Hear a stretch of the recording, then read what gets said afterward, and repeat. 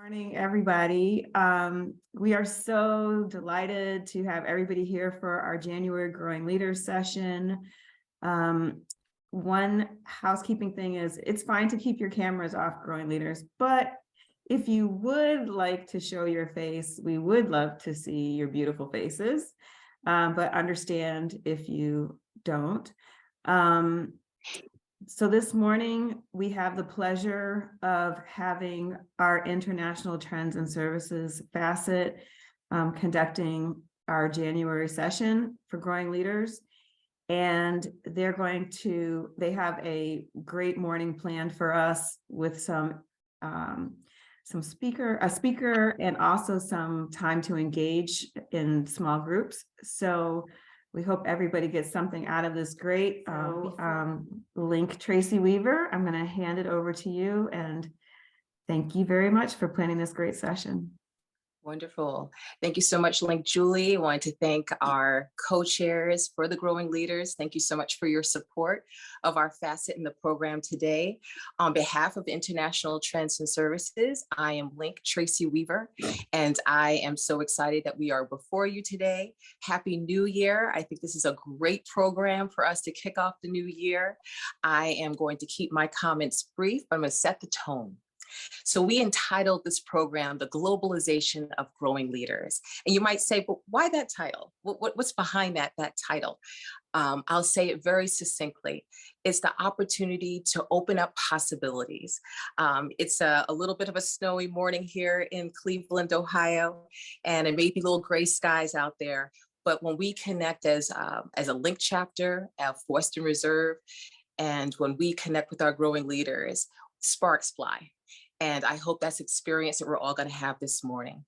So that globalization is an opportunity for us to step out of our comfort zone, to step out of Cleveland, Ohio, and to imagine ourselves propelled to a new experience. We, a year ago, some of you joined us last March when we connected with our International Women's Month. And that program, if you didn't attend, we extended that invitation to a very special group. And so you'll hear from, during our breakout sessions, Principal Cheryl is joined by her students from Liberia. And so our hope is that through this journey of this program today, with our very, very special speaker that I'll introduce you to in a moment, you'll have the opportunity to join not only your fellow growing leaders, but you'll grow in your network of people and experiences. And so our hope is that you will walk away thinking about, where could I be in another part of this world? What experience, what culture, what language do I want to touch upon? Or maybe you already have. And hopefully this will be a launching pad for you to take that just a little bit further. So I'm going to pause. I want to do two things. I just want to acknowledge our International Trends and Services facet members, because they're on the call, and not all of them, but some of them will be participating in the breakout group. But I'd be remiss if I did not acknowledge their participation and support and activity level that we have needed to get this work done. And so on the call, we have Link Tara, Link Sharon, Link Eleanor, Link Janelle, and I'm hoping that we will hear from Link Linda, who will also be on. So I just wanted to make sure that I gave an opportunity for me to say thank you to those ladies for your support and for your efforts. So we have a new square on our virtual screen today that you may not recognize, and she is coming from afar. Her name is Link Juanita Ingram. And I am going to allow her to introduce herself because I could not do justice, but I will acknowledge that Link Eleanor was so kind enough to see her in action at one of our Link events. And she was so spellbound by her presentation. She emailed our group and said, we must have Link Juanita Ingram join us. So without further ado, I am proud and happy to introduce my fellow Link sister from afar, Link Juanita Ingram. Please take it away. Thank you so much. I really appreciate that, Link. Tracy, I'm so excited to be here this morning. Your morning, my evening. I am coming to you from Singapore. So I currently live in Singapore, which is on the continent of Asia. And previously, before this, I lived 2 years in Taiwan, 5 years in London. As you can hear, obviously, I'm originally from America and originally from Tennessee. And I lived next door to Ohio for quite some time in Indiana for almost 12 years. So I've been all over the place and I'm really excited to be here. I'm going to jump right into it, why I'm here, my background. I'm an attorney, an author, an actress, and also a film producer, TV producer.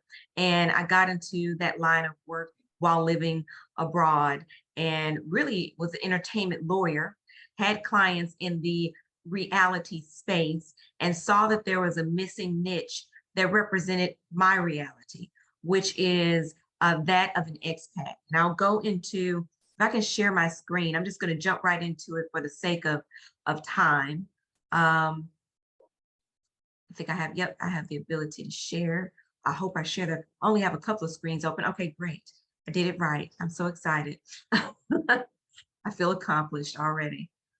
So globalization of our growing leaders, and that's what we are focusing on today. I'm going to turn into a slideshow. I feel so accomplished for the tech today. I feel like I'm doing something right. But yes, my background, and I'll tell you a little bit about why I'm here and what I specialize in. And Link Tracy, I think you put it so well. It is about the global possibilities. What is possible? The reason why I came up with the show that I'll talk about a little bit later, we were living in London, my family and I, and I looked around and I saw a reality that I had never seen depicted on television before. And I saw a lot of people of color, biopic people, Black people, Indigenous people in various positions, especially in a corporate position that took them all around the world. And I didn't feel that we had done enough to educate others on the possibilities. So what I want to talk about today are just those possibilities. How do you live across the world? I do have the only reality or docu-series about Black people living abroad, really about expats living abroad, period. And what an expat is short for expatriate. It just means anyone that's living in another country that goes there for work or even for education. It's a little bit different than an immigrant because immigrants go for permanent residency, expats go for a time period. So most expats stay for 2 to 3 to 5 years. When you get beyond that, that's when you get more into an immigrant status where you're going for permanent relocation. But in my world, we are corporate expats, and that my husband's job took us all over the world. So he's a vice president for Johnson & Johnson. And we were in London, we were in Taiwan, now we're in Singapore. And that opportunity gave not only myself, but my children the opportunity to see the world. And when in our peer group, when I looked around at our friends that we were making in these various places, they also had very diverse journeys in getting to live abroad. So I want to talk about all of the possibilities that there are to be able to live abroad, to study abroad. What does that mean? What does it look like? And then we're going to take a look at the show. I did put together a video that I edited. Now the show that I have is on Amazon Prime. I'm just going to go ahead and start the presentation. I have my own 501c3 purpose production, my own production company that is specifically about bringing stories of marginalized people, stories that maybe networks may not otherwise greenlight because they're about us. We own our own narrative. And I am specifically focused on positive, authentic depictions of Black people. And what that means is that I really want to focus on honest depictions and authentic, genuine depictions of us abroad. Because oftentimes in the reality space, and there's a show for everybody. I love reality TV. It's a guilty pleasure. I watch everything. But I do believe in that space, there's somewhat of the same pattern that depicts us in the same way over and over and over again. And Black people are not a monolithic group, meaning we are very diverse, and especially in the international setting. And so oftentimes, a lot of television shows and media and news depicts people of color in a particular way that we are either handled or mishandled according to what people see on television. So I felt like it was really important for us to be seen in a way that is balanced and in a way that offers diversity. So that's how I came up with the concept of the show. This show itself. We won a number of awards from NAACP, Pan-African Film Festival. We were on the Emmy ballot, which is very unique because it is an independent show, meaning I am in control. A network doesn't own it. I finance it. I directed, edited 50% of it myself, a skill that I never thought I would have, but now I do.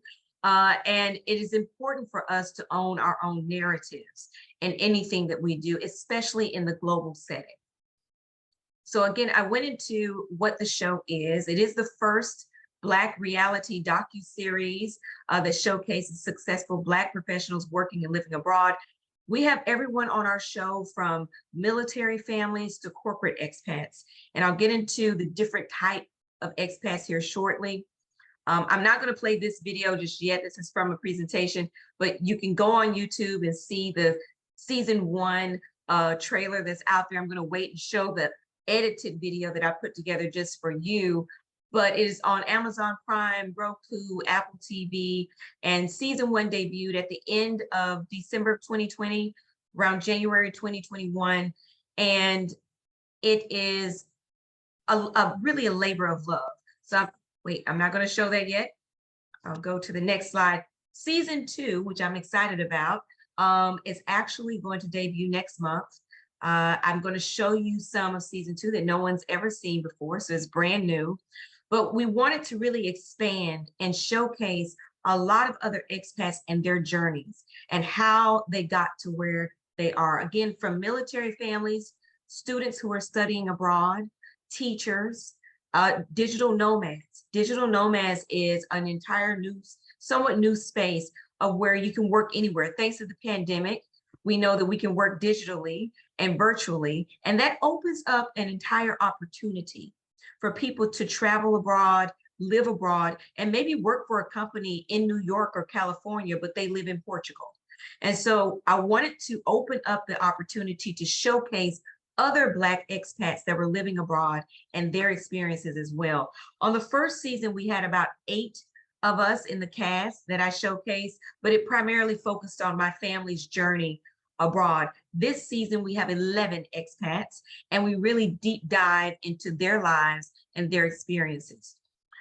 The hardest part about this presentation that I had to do was trying to get this down to 30 minutes or less in this video, because the first season has 20 episodes.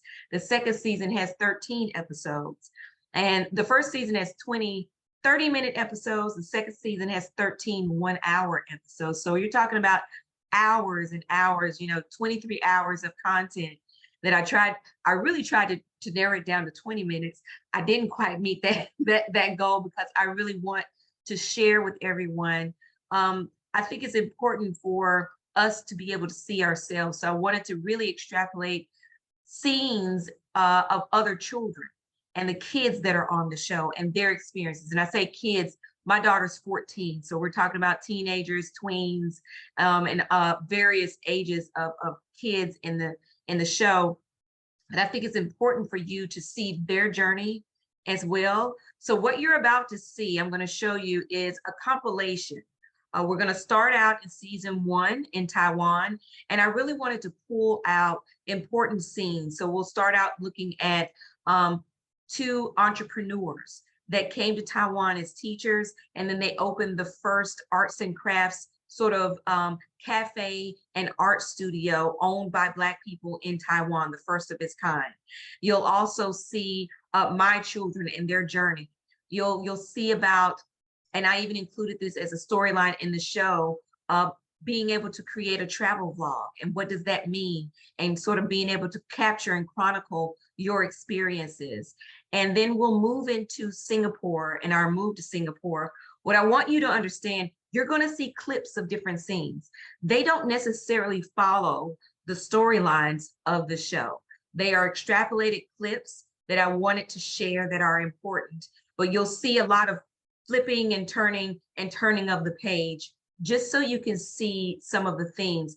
We have parents and military families that are discussing the importance of living abroad and how their children feel safer living abroad. Right now, Singapore, I think, is the second safest country in the world. There's hardly any crime. And beyond the fact that it's a safe country, there are various discussions that you will see about what it means to be Black and abroad and what that means mentally in terms of taking a break from some of the pressures and some of the stigmas and some of the risk that we are facing, the realities that we face in the US right now and in other countries as well.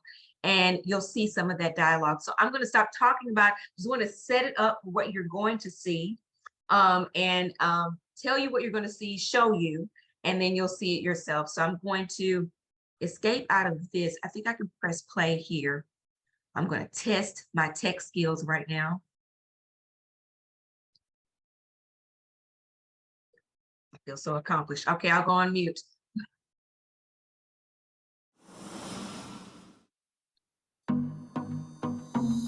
Previously on the expats.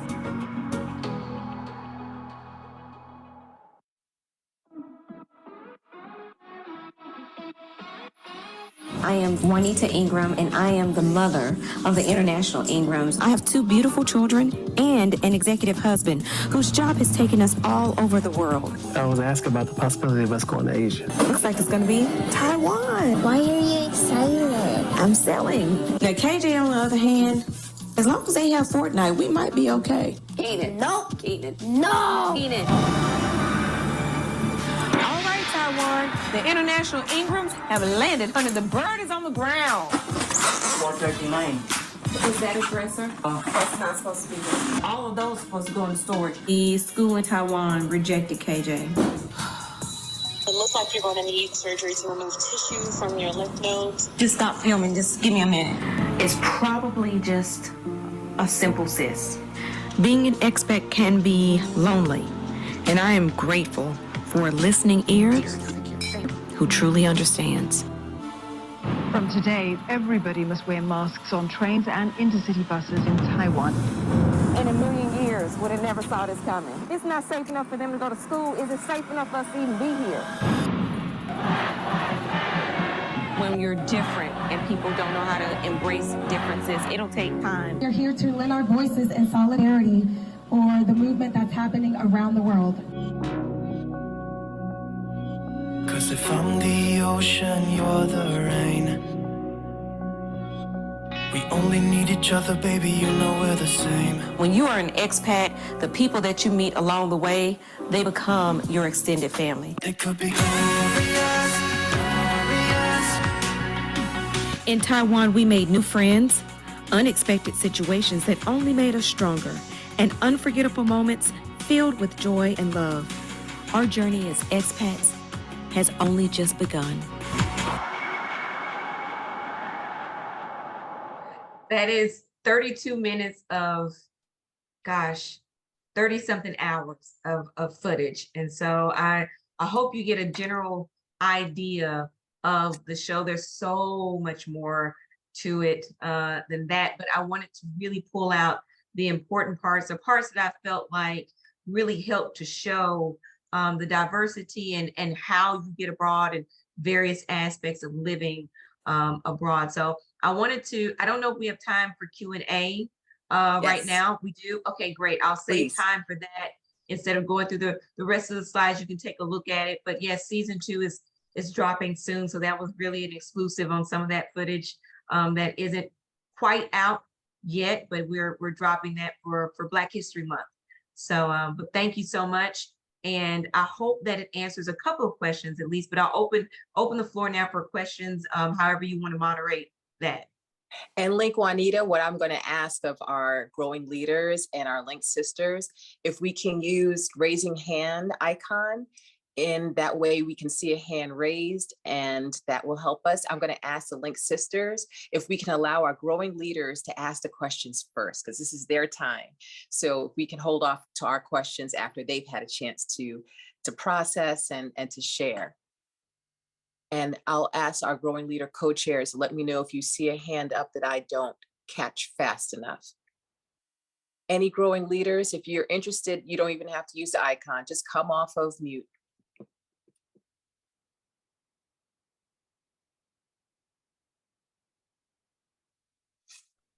Maybe we could just ask for some reaction. You don't have to have a question, but some growing leaders, can you just give us some of your reaction to what you saw, what you thought about it, what it made you feel or think, or just any response that you had? Or something that surprised you.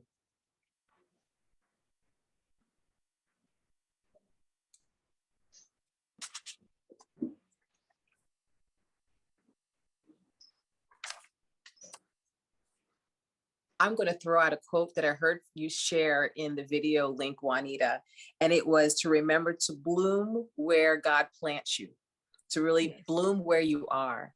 And what really resonated with me when I heard that quote and that discussion, a very beautiful discussion you had with your son, is recognizing that wherever you are, you can make the most of it.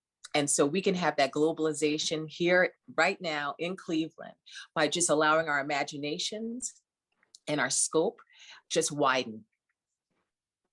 Absolutely. You know, I think it's so important for you to, and I'm a big proponent of appreciating seasons. So there's a time and a season for everything. And as expats, sometimes there's a season to live abroad and then there's a season to live at home. And so it's really important for you to appreciate every place where you are and make the most of it.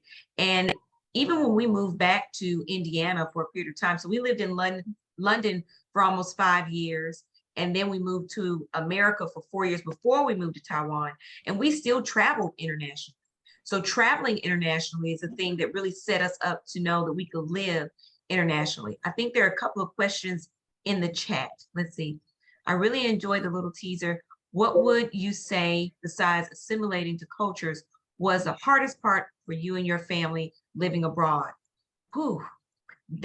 So in the show, you'll see numerous challenges. Assimilating to culture is part of it, but it's not the major. It just depends on where you live. So I've had the privilege of living both on a European continent and traveling and moving to London and living there, as opposed to Asia. And I think even assimilating to cultures has varying degrees depending on the type of culture you're trying to assimilate to. When you throw in a language barrier, so when you talk about culture, a subset of that is language.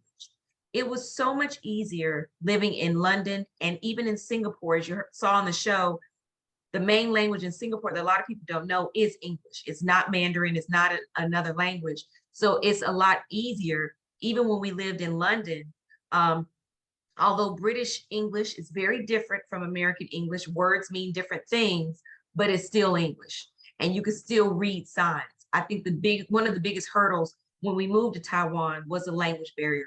Everything is in Mandarin.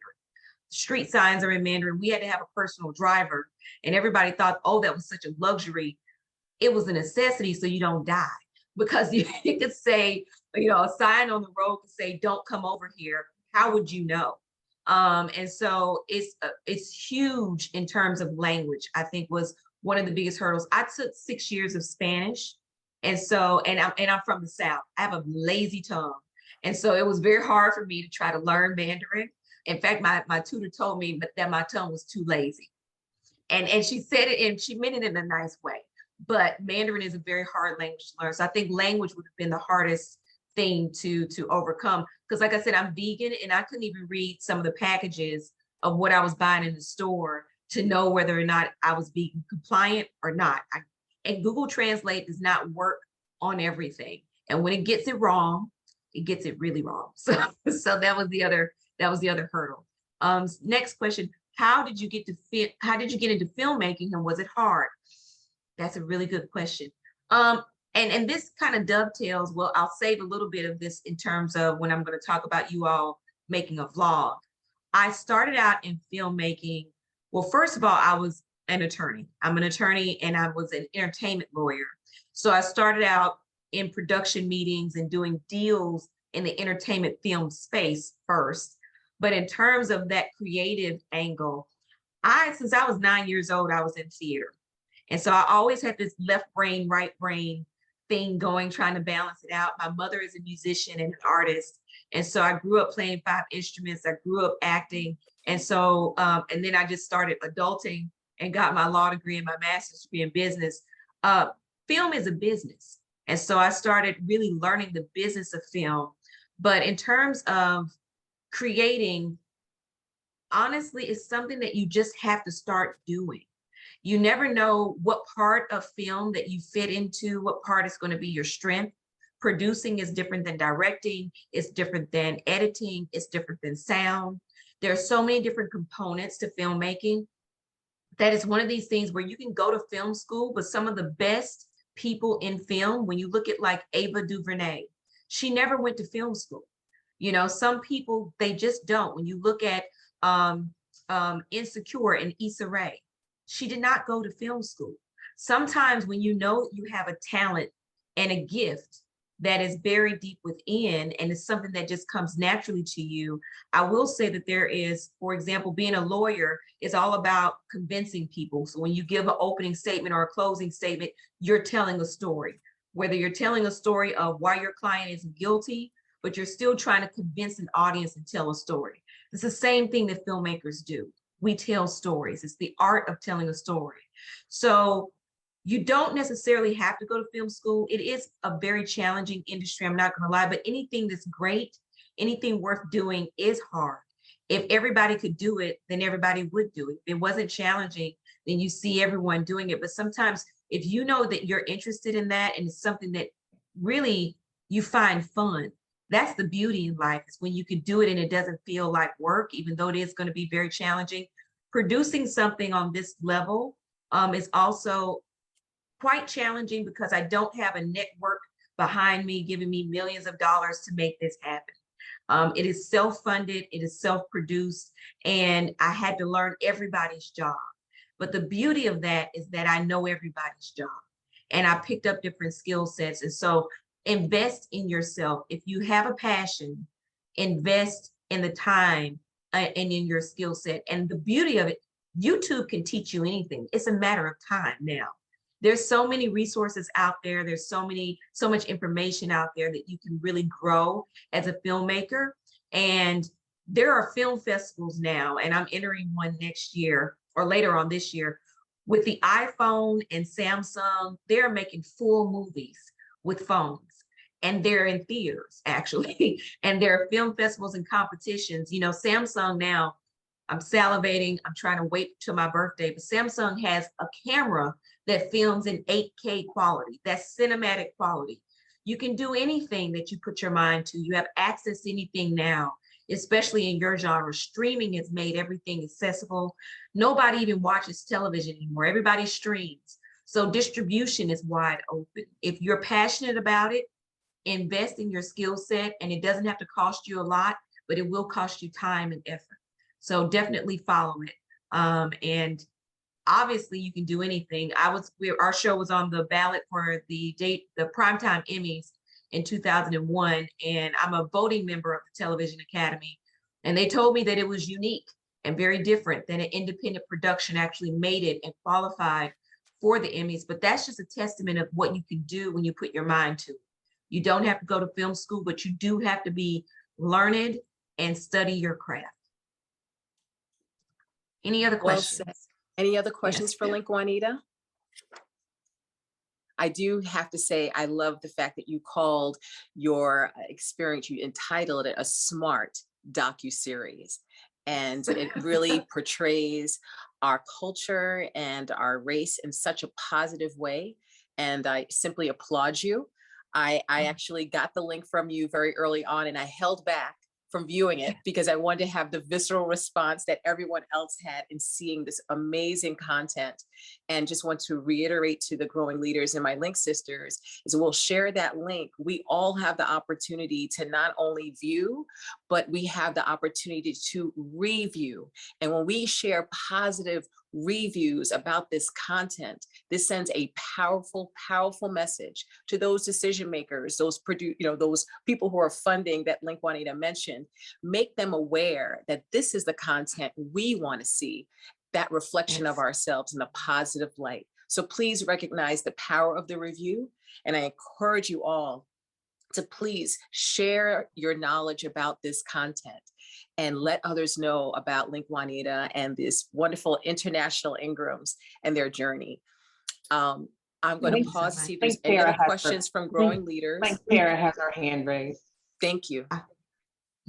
So first of all, Link Juanita, that was great. I was thoroughly, enthralled in it and entertained and watching it. And thank you for customizing that package for us.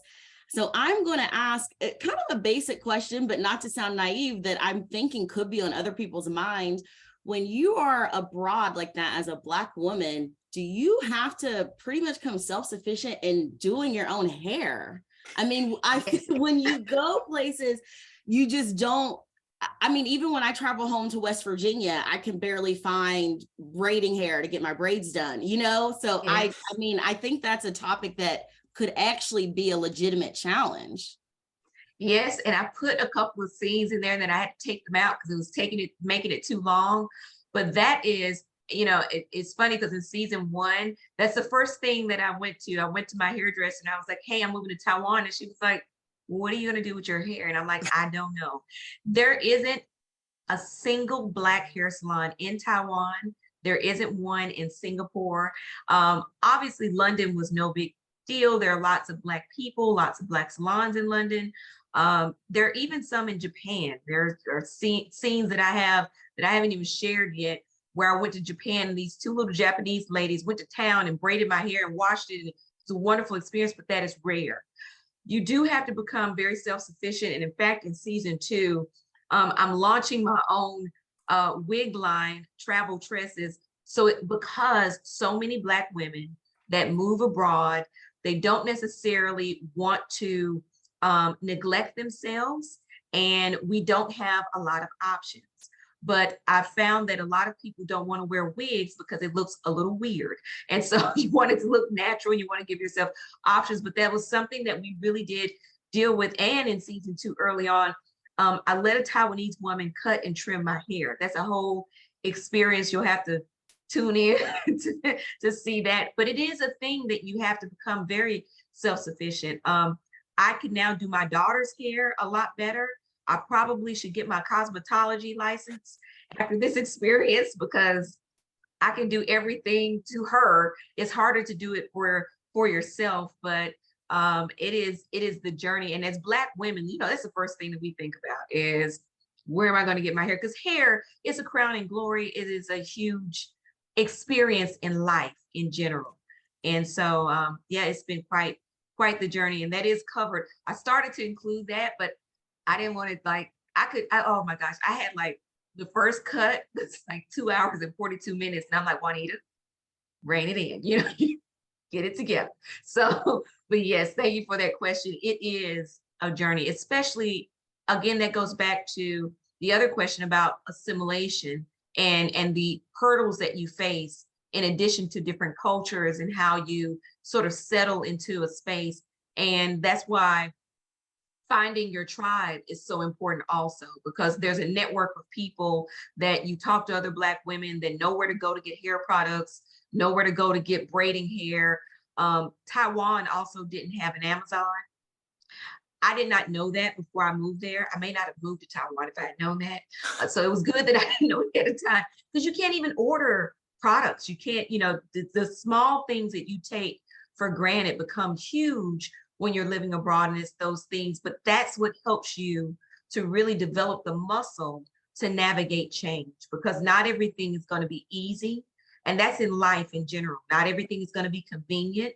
And it helps you develop that skill set of being able to take a deep breath and say, okay, I don't know how I'm going to smuggle in, some hair products, but I'm going to do it. And so it helps you to navigate change. Thank you for that question. If there are no other questions, just checking with my hands up, see if there's any hands raised. We'll have an opportunity to reconnect just to kind of guide us for the balance. We've got about 45 minutes left. I'd like for us to have an opportunity to kind of have a conversation with a smaller group. So we're going to actually transition to our breakout groups if we can. And I just wanted to acknowledge that Principal Cheryl is on board with her students, and we welcome you back to the Growing Leaders family with the Western Reserve chapter of the Links. We're so happy that you're able to join us. But we're going to have an opportunity for all of us to have a round robin. We're going to actually have an opportunity to break out into smaller groups led by 3 of our facet members. And so I'm just going to reiterate the 3 groups, and we're going to spend about just under 10 minutes in those groups. And this will give us an opportunity to have a more intimate conversation. Maybe you have some additional questions. I know we have Link Juanita paired up to be in one of those groups, so you have an opportunity to speak with her. But we're going to close our session today with a really special activity, and it will be an opportunity to also ask some questions. So please, let's all proceed into our breakout groups. If you have any challenges, please use the chat feature and we'll be able to assist you. And I'll let our Growing Leader co-chairs take us through the breakout session. Let me remind you the groups. First group will be Link Tara will be taking you through community service and what that means to you. And then we'll have Link Janelle talking us about toolkits about preparing being global, and that is how to get a passport.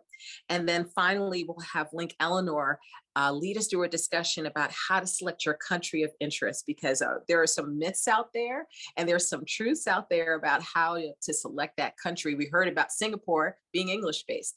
So those are the 3 groups, and we'll spend, again, just under 10 minutes having a discussion, and then we'll come back together as a group and we'll share highlights, and then we'll close with our very fun activity that Link Juanita will take us through. All right, fantastic. Well, we've got about 15 minutes left, and if you could put in the chat, if you have a thought that you wanted to share with others, put it in there, because it may be the reaction to the experience of going to the different community service, how to get that passport, selecting that country. If there were words that come to mind, please put it in the chat. What I want to make sure we leave time for 2 things, and that is to talk about our action step, which we will want to make sure all our growing leaders participate in, and also field any additional questions. But if there were, I had a chance to hear all of the breakout sessions, and I know that one of the things that was a common thread through all 3 were things that you can do today. And that is to keep your mindset open to community service that is not clearly defined by anyone but yourself, and how you choose to give back. Secondly, regarding the toolkit, recognizing that we have local resources available, and it allows you to plan ahead for that excursion. And then lastly, regarding selecting that country, I hope you realize it's a myth in thinking that so many countries that you probably took off your list, you can actually use a pencil and erase, put them back on your list, because there is some great opportunities to be in other countries that are English speaking. So I hope that theme what resonated with all of you when the growing leaders were going through the different breakout groups. So Link Juanita, I would love for us to unveil our action step that we had been planning on, because growing leaders, we really would love for you to have a takeaway from today's session that hopefully we can touch base with you back a couple of months from now, with March being International Women's Month. We would love to have an opportunity to just do a quick touch base. You have another program planned on that March timeframe, but we would love to hear your progress with this new tool that we're going to introduce to you via Link Juanita. So please take it away, Link Juanita.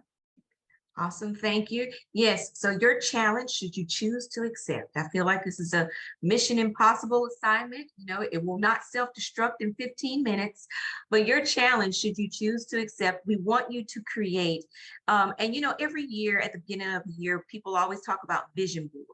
And I think we all are familiar with what a vision board is. I have mine over there. I wanted to pull it over and show everybody, but this virtual background, I don't think it'll show up, but we're all familiar with what a vision board is. But we want you to do a vlog visual video and to chronicle your experiences, and think of this theme as what you want to do is to prepare yourself to navigate change. So it doesn't necessarily have to be something of you traveling to a new place, but we want you to take the challenge of experiencing new things. This could be, I'm going to explore a museum. I'm going to find a library. I'm going to do something that I normally don't do and challenge myself to have a new experience and then make a video vlog of that experience. And so I'm going to share with you, I'm going to minimize here, and the tools that you need for this, you have everything that you need. We just sort of touched on earlier in terms of how did I get into filmmaking and the opportunities that are there. As long as you have a cell phone, you have all the tools that you need. And everybody's on TikTok, everybody's making videos, so you can do this. And I want to show you, I actually do a separate travel vlog. It's called Where in the World is Juanita? I've won awards for it. It does not have to be a major production, okay? So what I'm going to show you is one of my videos for my travel vlog, just to give you an idea of how you can chronicle your experiences. And it's not just about travel, but about experiencing something new. And actually this new season for Where in the World is Juanita is going to be only on TikTok. So it doesn't have to be an elaborate production. It doesn't have to be what I'm about to show you, but I just want to give you an idea of really making a memory and memorializing you doing something different that helps to spark your ability to navigate change. We talked about in one of the breakout sessions how you pick where you want to go. And one of the things, you know, I was telling people I didn't leave America until I was 27 years old. My honeymoon was the first time that I left the US. But one of the things that I did to prepare even for that, I had an internship, and my internship took me to DC. It took me to New Jersey and to New York. Now I'm from Chattanooga, Tennessee, which is even smaller than any place in Ohio that you can imagine. And so being able to navigate those new areas and those new cities.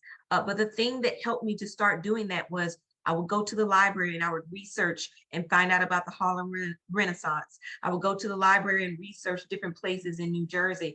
So I don't care what it is that you do, even if it's, I'm going to go to the mall and discover a new lotion and what new facial products that I like.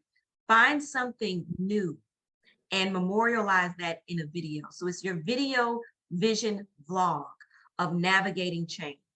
So I'm going to try to pull up one of my videos here. I'm getting out of the other video. Let's see, here we go. Hold on, whoops, let's see. And then I'm not going to show the full video because we won't have enough time. And I didn't re-edit these just for this demonstration, but halfway through the video, I'll stop just so that you can get an idea of it. So I'm going to share. Again, feeling very accomplished. Share the audio. There we go. And I'll make this into. We were going to go to the Grand Place. Let's see. And this is a trip that I took to Belgium. And again, this is Where in the World is Juanita. This is my little travel blog. Let's see. Okay, here we go.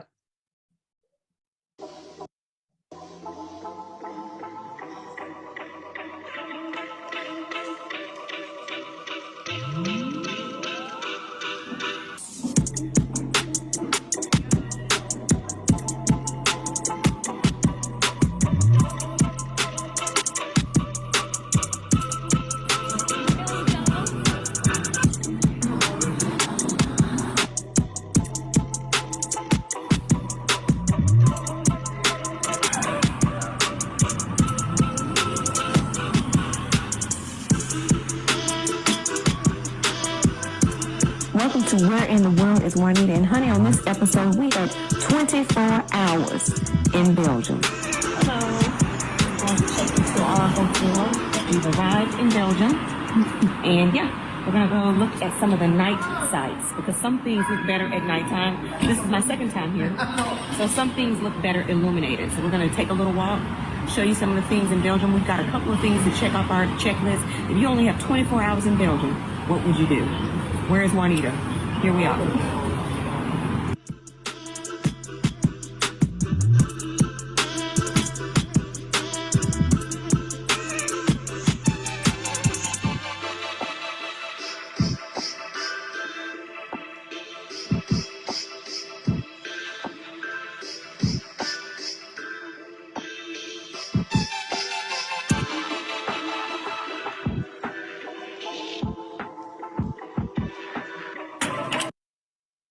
going to skip ahead here.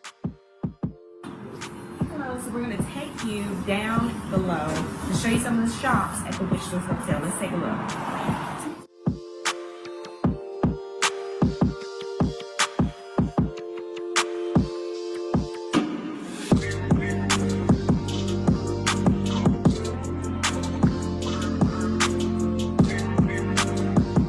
Because they saw Belgium, and when they ate the waffle, they started doing the Belgian waffle dance. Now that was back in my pageant day, okay? She was on a diet, she wasn't having any carbs. Right now, honey, she is letting the body do what it's meant to do, and she's ready, okay? She was ready for the waffle.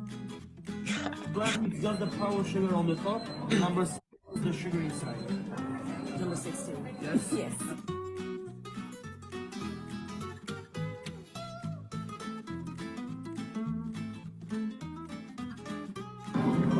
We've got our traditional Belgian waffles. We got the pig out. That revolution, honey, will not be televised. We'll see y'all in a minute. So the last time we were here, my kids tasted this and started doing what we call the Belgian waffle dance. Hopefully it will not induce me to do a dance right now, but I am going to take a bite. Let's see.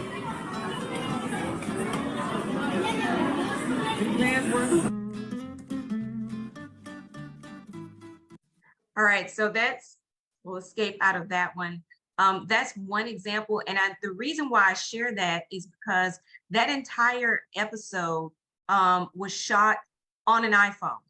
So I just want you to know what is possible and what is capable.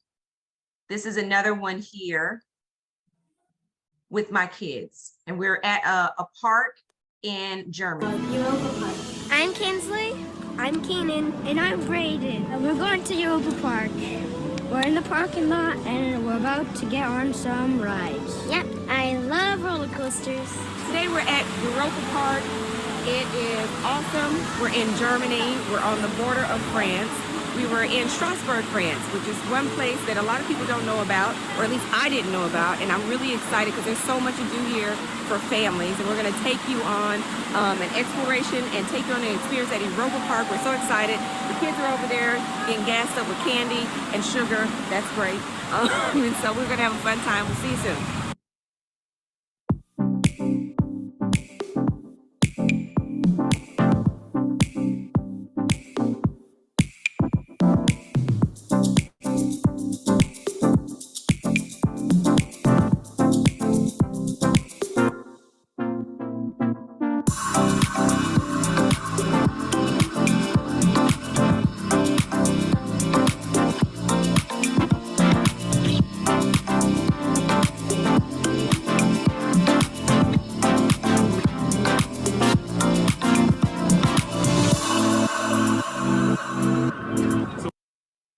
So for the sake of time, I just wanted to give you that example. I'm going to stop sharing, but that's an example of what is possible, and just to whet your appetite about chronicling something that's new. It doesn't have to necessarily be travel. It could be your experience going to, again, a museum, going to a different place. Maybe you go to an outside park that you've never been to before. I've done TikToks on the botanical gardens here in Singapore, and where I like to go and take my meditation walks. Anything that's new and that's different. And so this is something that, again, the two that I showed you, the reason I showed you that, I did everything on an iPhone. That you can do anything with what you have in your hands. And it doesn't have to be a video, it doesn't have to be that elaborate, but TikTok allows you to do some great editing. Text on the screen, you can do slow motion, you can do reverse. So you can play around with the editing software that's free. You don't have to make it too elaborate, but it really is about capturing and making those memories, and then allowing yourself to sit back and think about, what is it about this experience that I enjoyed? What frustrated me? How did I get there? What mode of transportation did I use? What was the best part about it? Did I like it? Did I not like it? Even if it's going to a cafe and trying a different soda, what is it that I like? And you want to speak into camera and narrate and talk about your experience. You know, in TikTok, you can do voiceovers. You can make it as elaborate as you want to make it, but really capture that different experience, whatever the case may be, and do it in a couple of different places. So, and you can have a theme, you know, you can go to Sephora versus Ulta and decide which one has the better products. You can do a lot of themed videos. But that is the challenge, and the takeaway is to really create the memory of you navigating something new. What did it mean to you? Think about it, and talk about that experience. That's the challenge. I love the challenge link, Juanita, because the timing is absolutely perfect. This is the first full weekend of the new year, 2023. And growing leaders, we hope you will take on that challenge. I want to make sure I'm mindful of our time and just say a hearty, warm welcome. And I hope you will all use the reactions to say a very heartfelt thank you to Link Juanita for taking the time at a very late hour of the day. If you didn't know, we started this session at 10 o'clock Eastern time, but it was 11 p.m. locally for her. So it is the wee hours of the night, and her energy and her passion came through wholeheartedly. So we thank you, Link Juanita, for sharing your journey. I'm going to remind all of our growing leaders and our Link sisters of Western Reserve chapter of the Links to please show your support, go onto these platforms, give your reviews, share your knowledge about this wonderful positive content with everyone that you know. We can't spread the word far and wide enough. So on behalf of International Trends and Services Facet, we thank you. On behalf of the Western Reserve chapter, we thank you. And growing leaders, thank you for being part of this experience with us. Every time we have an opportunity to reconnect with you, we grow also. So I will pause and I will give the reins back to the co-chairs of the growing leaders. Thank you, Link Tracy. What a phenomenal program we had this morning. I really appreciate your work as well as your whole facet. That was an incredible experience. Thank you, Link Juanita. Oh my goodness, you've opened my eyes. You know, the quote that I wrote down that I heard from your clips was, I feel like I belong everywhere. And I just appreciate that you brought 10,000 miles away. You're 10,000 miles away, but you brought it close to us. So it made us feel like, you know, we're right there with you, and it's very accessible and we belong there. And I think that's really important. That's a really important message for us as adults and for the growing leaders as young ladies. So I really just appreciate the message that you have. We will definitely support you. Thankfully, we recorded this session, so we will share it with the growing leaders that are not here, and as well as our other Link sisters.